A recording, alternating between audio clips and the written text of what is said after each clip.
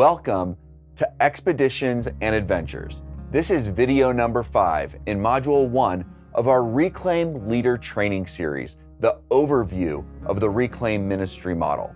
In this video, we're going to take a more detailed look at Expeditions and Adventures, the first two components of our ministry model. We're not going to get into a lot of detail about how to execute these strategies in the field because there's a lot more training about expeditions and adventures that will come in module number 2. But we do want to take some time right now to paint a more complete picture of each of the model's components and how they work together.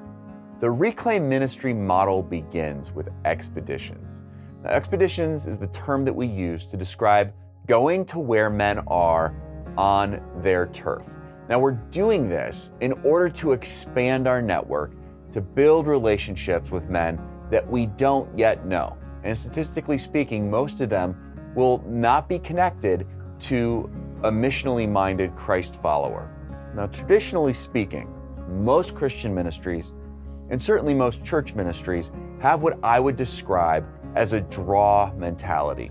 In other words, they create an event or they open a venue, and then through marketing means, whether that's word of mouth, grassroots marketing, or more traditional marketing like ads or social media, they attempt to draw people to that venue or that event where ministry takes place.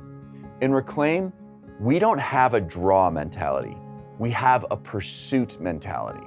We don't expect men to come to us, so we go to them on their turf. And as we've talked about in previous videos, we do this in response to what God demonstrated in sending His Son to us. We're following the example of Jesus, who took on flesh and blood and went to where people were. He lived among them, He built real relationships with them, and He did it with the aim to gain followers. So, expeditions look like going to where men are on their turf, building relationships and friendships with guys that you don't know, and doing it in the hopes of later being able to share the gospel with them and deep spiritual truths. It's following the model that Jesus set for us by going to where people were instead of expecting people to come to us. Now, one of the things that's really important that you keep in mind when you think about expeditions and the Reclaim model in general is that this is a long-term strategy, but it's a long-term strategy for real transformation. We are not just about getting somebody to say the sinner's prayer or to make converts. We want to make disciples. We want to see men fully alive. And that means seeing men taking all of the goodness of the gospel and applying it to every aspect of their life under the lordship of Jesus. That type of transformation, that type of ministry requires a lot of trust and a lot of relational equity between us and the men that we're ministering to. It takes time to build those types of friendships. So don't forget that expeditions are just the first step in facilitating those types of relationships. This isn't about having a bigger top of the funnel so that we can just fill seats at the campfire. This is about making friendships with guys that are going to be your buddies for the rest of your life. So I mentioned in a previous video that one of the principles that allows us to effectively use this strategy is that men in our culture today, they will make time and take time for the things that they care about. Men are hobbyists, they have interests. And so we are going and embedding ourselves in these niche subcultures that form around the interests and hobbies that men have. So what's that look like, practically speaking? So in my area, we have men who are involved in jiu-jitsu. We've got a guy that coaches kids sports just so that he can meet other dads. We've got men that are members of gyms, men who participate in archery leagues.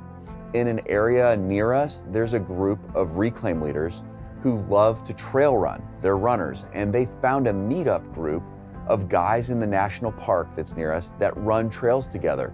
And so 80 to 100 guys show up in this community every week to run trails, and these Reclaim leaders show up and run alongside them, and they're making friendships and building relationships. Really, anywhere that you can go where you can participate and become part of a community, you can be on expedition. Sometimes these spaces are very obvious, like sports leagues. There's millions of men that participate in sports leagues, so you can show up and join a league and get to know a lot of guys really quickly. Sometimes they're more obscure. Meetup groups are amazing. Every city has meetup groups that are built around a hobby or an interest. I know one Reclaim leader who loves photography, and he participates in this group of guys that love to photograph old trains. And so they go on trips together to photograph old antique locomotives, and he's getting to know these men and building relationships. One place that doesn't seem as obvious that people use for expedition and that you can do quite easily is just to get a second job and pick up just a few hours. Someplace like a sporting goods store or a Bass Pro Shop or a golf pro shop where you have an interest, you can work in a shop like that, you'll instantly meet half a dozen or a dozen guys that work there as well. And you'll meet clientele, regulars who come in often, and you can build relationships with people who have a common interest with you right off the bat. And it won't be long before you can engage them somewhere else and go golfing together or go fishing together. Anywhere where you can go and begin to build friendships and earn the right to speak truth into someone's life, you can be on expedition. Not only do men take time for their interests and hobbies, but they also very quickly form relationships around their interests, and they do it naturally. This is really important because traditionally speaking, oftentimes men have a difficult time forming new adult friendships, and especially if it's just for relationship's sake, or if they're told that they need to create friendships. Many of us have been in this situation before where maybe our wives really become great friends with this other woman and they adore her and they think it would be so great if you and her husband could also be good buddies. So she arranges for you guys all to go out to dinner together. You know what that dinner conversation is like. It can feel like so much work trying to navigate through this conversation as you're looking for common interest with someone that you were told you should become good friends with. The other side of that coin, if two men run into each other and in the first few minutes realize that they have a common interest, let's say two guys discover that they both like to bass fish tournaments. The next 45 minutes will be spent talking about fishing lures, their favorite lines, their favorite tactics for going after big fish, and they will very quickly become best friends in less than an hour. It's just how men work. And so when we go to the places where men are and where they congregate around specific interests or hobbies, not only is it easy for us to make a lot of connections quickly, it's also easy for us to go deeper and form meaningful friendships quickly. You know, to the casual observer, expeditions don't seem overly spiritual. They're actually highly spiritual. It just so happens that they're covertly spiritual. One of the ways that I like to describe Reclaim leaders is that they are like spies for Christ. And I honestly don't think that's an overstatement. These are guys that are going in behind enemy lines and embedding themselves in a culture that's of this world. And they're doing it with great strategy. They're going in and praying for the guys that are around them. They're studying the social network. They're trying to figure out who's the influencer. If I get this guy, I'll get his 3 friends. This guy's connected to that guy. Great strategy, great approach, completely covert. They're not going in looking to force a spiritual conversation. They're not going in trying to share the gospel with those guys where they're at. What they're doing is they're trying to make connections, and they're working to take first steps with men towards meaningful relationships. That's what an expedition looks like. There's a few more points that I would like to make about expeditions just to bring some more clarity and color to this strategy. And the first thing that I'd really like to clarify is this idea that expeditions is an inside term. We don't use the word expeditions in the field with the men that we're trying to connect with and minister to. It's a term that's used by Reclaim leaders in Reclaim leadership to talk about this strategy and communicate about the model. That might be obvious to the vast majority of you, but if it's not clear to anyone, I just want to make sure we're on the same page with that. Using the word expeditions is an inside term. The second thing that I wanted to talk about a little bit more is this idea that Expeditions are not programmatic. There is no set program or formula when it comes to being on expedition. There's great strategy and intentionality when leaders do this, but at the end of the day, it's organic. This is about going to where men are and building relationships with them. That takes time. There's a lot of unknown variables. Our leaders have great training.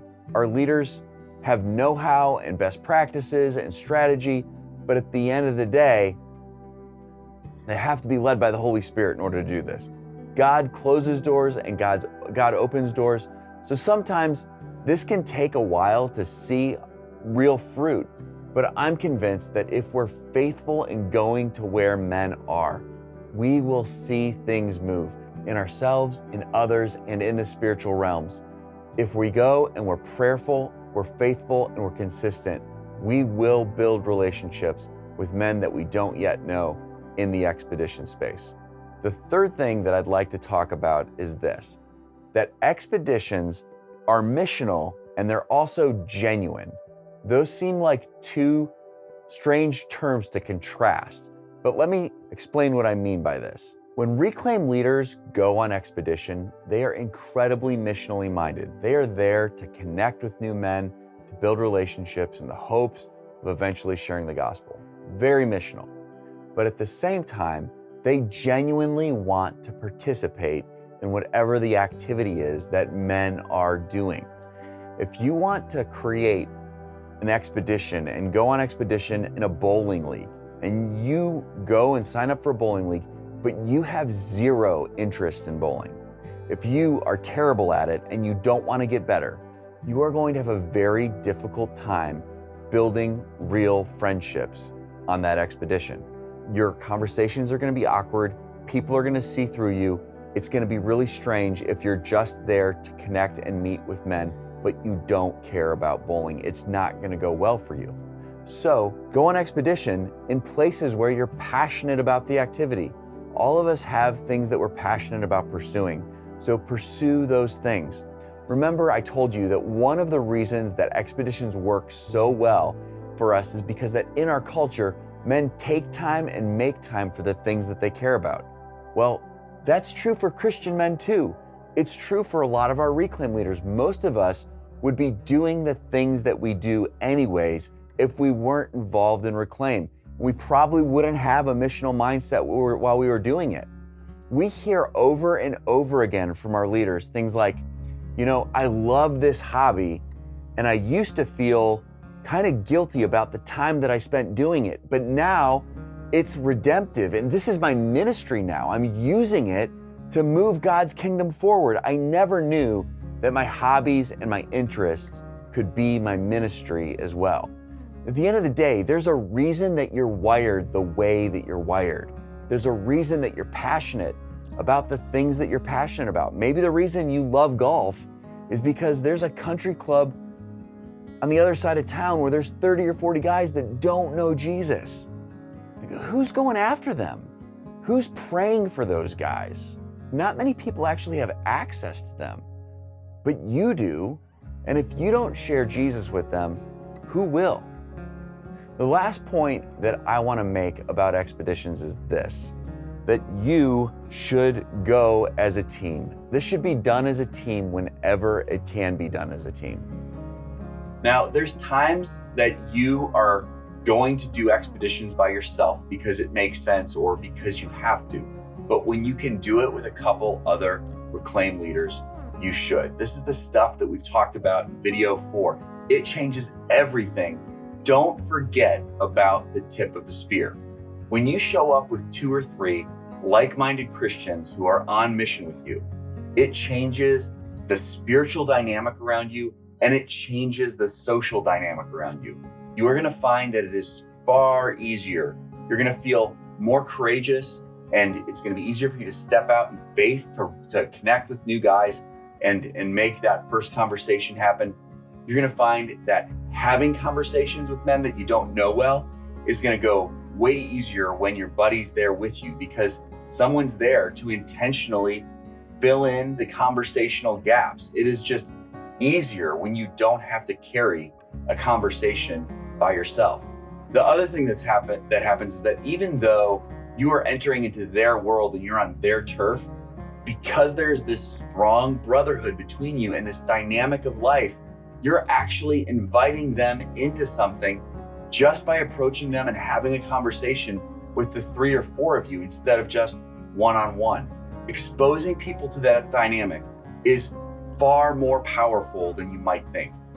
You can do expeditions on your own, but whenever you can, do them as a team. That's super important.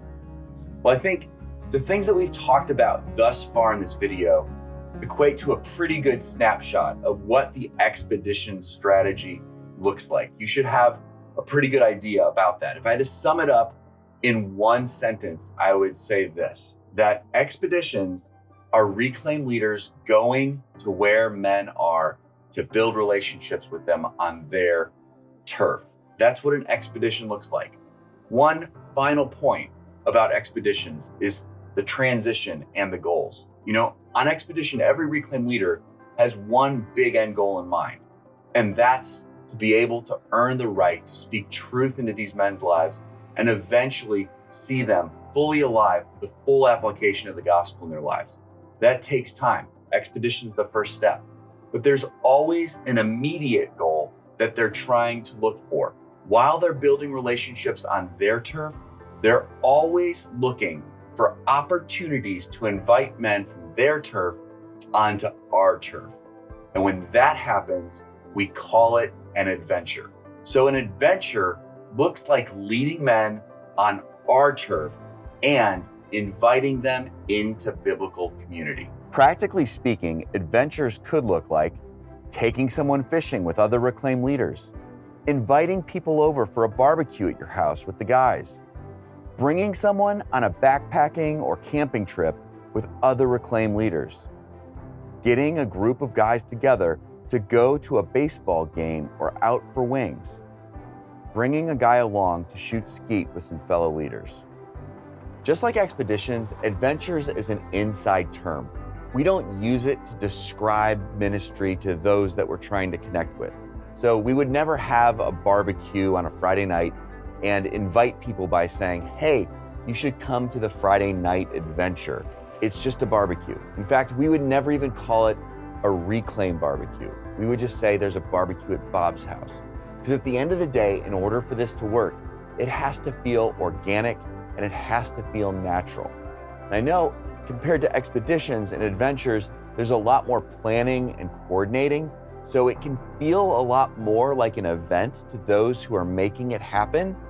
Some of us that have spent a good bit of time in the Christian subculture in certain spheres, we have to resist the urge to make it an event. And there are people who just are really gonna fight against the urge to do this. They're gonna wanna name it and brand it and print t-shirts for it. Don't do that. It's just a barbecue. When we throw a Super Bowl party, it's not a reclaimed Super Bowl party. It's just a Super Bowl party. We're gonna make sure that all of the reclaimed leaders are there, and then we're gonna invite our non-Christian friends to hang out with us. After they hang out with us and they go home, they should be thinking about the great relationships that they were exposed to, the awesome people that they met, the new friendships. They shouldn't be thinking about an organization or a brand. We don't want our brand or our organization to show up in the space where we're hanging out with guys. At the end of the day, the less programmatic you can make this feel, the more organic, the more successful you're going to be. Now, the flip side of that coin, there's still a lot of strategy that's going on. At said Super Bowl party, all of those reclaim leaders have probably prayed by name for everybody before they even showed up. And they probably have been for weeks. They know who they need to meet in the room. They know which friends they need to introduce to which leaders. They know which conversations guys need to have with who. Like, there is a lot of great strategy that is happening behind the scenes. But for those who show up at that Super Bowl party, it just feels like a Super Bowl party with a lot of great people. And really, that's what it is. It just so happens that the deck is stacked for relationship building and building community. At first glance, adventures look a lot like expeditions. It's guys doing guy stuff with other guys. But the difference between being on our turf versus being on their turf is actually really significant. And that's because reclaimed leaders are always looking for opportunities to invite men into areas where they can lead them and expose them to Christian community. I mentioned this in video 2, but there's 3 primary reasons that we do adventures. The first one is that it allows men to experience, to observe, and to engage in real Christian community. So if I'm doing expeditions at a softball league and I decide to invite one of my new friends to come backpacking with me and 2 other reclaimed leaders, and we head off into the woods for 2 days, it may be the first time that he's ever been exposed to that type of dynamic. 3 men that love each other and love Jesus. We forget how unique those relationships are. And exposing him to that, it's not like we have to have some big program in order to have a significant impact on his life. If he just sees the way that we get along, don't cut on each other, respect one another, we don't talk bad about our wives when we're away from them, maybe there's some conflict and we resolve it in a way that's just respectful. He's never seen relationships like this before and guys that love each other the way that we do. And he just wants more of it. And you know what? Next week, he'll probably be at the archery night at my house on Friday nights, or maybe he'll go grab wings with us or go fishing in 2 weeks. But over the summer, he's gonna spend time with us.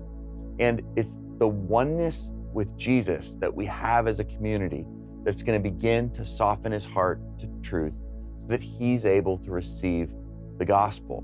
This is what we talked about in video 4, coming through in spades. This is where we are able to put Christian community on full display in this adventure space again and again and again. So the second thing that happens in the adventure space is that we are laying a foundation for discipleship. Now this is because we're always looking for opportunities to lead men. And so we are able in these relationships right from the get-go establish a dynamic that feels like mentor-follower type relationship, right? I'm not just gonna invite you to a barbecue at my house. I'm gonna invite you to a barbecue where I'm gonna smoke the best brisket in the world. And we're gonna do it in a real wood smoker. And I'm gonna show you how to do that. And I'm also gonna have on that smoker moink balls and fatties and armadillo eggs. And if you don't know what those are, you should probably come to a barbecue at my house. It's an adventure. Everything that we do, we're doing with great planning so that we can introduce men to new experiences, that we can mentor them and teach them in things. So my buddies that came to this barbecue are probably gonna have their bows, and we're probably gonna shoot compound bows in the backyard before the night is over. And I guarantee I'm gonna teach this guy how to shoot. And so as we continually look for even the smallest ways to lead and help these men experience life, we're establishing a pattern. And the pattern is, as he follows you, he experiences life. He experiences success because you care about him, because you're patient with him, and you're actively trying to mentor him, set him up for success, and coach him. There's a spiritual principle behind all of this that we're driving for. You've heard me say this in video 2. If you can get a man to follow you in the things of this world, they're usually things that he wants to be led in. Eventually, he'll follow you in spiritual things as well. It's so true. In this dynamic, we're always looking to establish it by being intentional about leading. And really, it is about being intentional. You don't need to lead a guy up Everest in order to establish this type of dynamic in your relationship with him. It's as simple as being the guy who's decisive about where you're gonna get wings tonight and being consistent about your decisiveness, your intentionality, and your planning to help him experience life. This is Paul saying, follow me as I follow after Jesus. We're setting that dynamic up right from the get-go. Follow me, follow me, follow me. Eventually, we're gonna be able to speak spiritual truth in these guys' lives, and they're going to follow us because of the foundation of discipleship that we've laid. The third reason adventures are so important is that they allow us to earn the right to be heard. This seems obvious, but it is so important. The more time we spend with men in community, the more relational equity we build. As we have opportunity to walk alongside these guys through life, we are becoming their close friends, and that gives us the credibility and the trust that we need to share truth and to speak to them on the level of the heart. I think there's one other point that's probably worth making regarding adventures, and that's this, that adventures create a buffer zone or a transition period. What do I mean by that? Adventures create space between the time when you meet somebody and first form a relationship and get to know them, and when you're ready to take them to an outwardly spiritual, programmatic ministry event. That space is really important for a lot of men. So men come into the adventure space and they come to adventure after adventure after adventure, and they become part of our community. As we get to know them, there's two things that Reclaim leaders are always trying to discern. One, what is their trust level with us? And then two, what's their God story? Where are they at in their spiritual journey? In the adventure space, we don't shy away from spiritual conversations. We will share the gospel. We have faith-based conversations with guys all of the time, but we try to keep those faith conversations appropriate to where men are in their spiritual journey, and we're always nudging them along in their spiritual journey. So when we discern that a man trusts us enough and that he can probably handle a little bit harder hitting spiritual conversation, we invite them to come with us to the Reclaim Campfire. Now, the Campfire is a more programmatic ministry event where we talk about the heart of a man and we delve into the gospel and what does it mean to be a man who follows Jesus. In Reclaim, we have a pursuit strategy, not a draw strategy. That's because expeditions and adventures allow us to go where men are, to engage them, and to build relationships with them. They are key distinctives that make us who we are. Remember that expeditions are going to where men are and building relationships on their turf. Adventures are bringing men onto our turf, leading them, and helping them experience real Christian community. In the next module, we're going to take a deep dive into a curriculum that explains how to run and execute on expeditions and adventures. But in this next video, we're going to take a closer look at the next two components of the Reclaim ministry model, campfires and trek.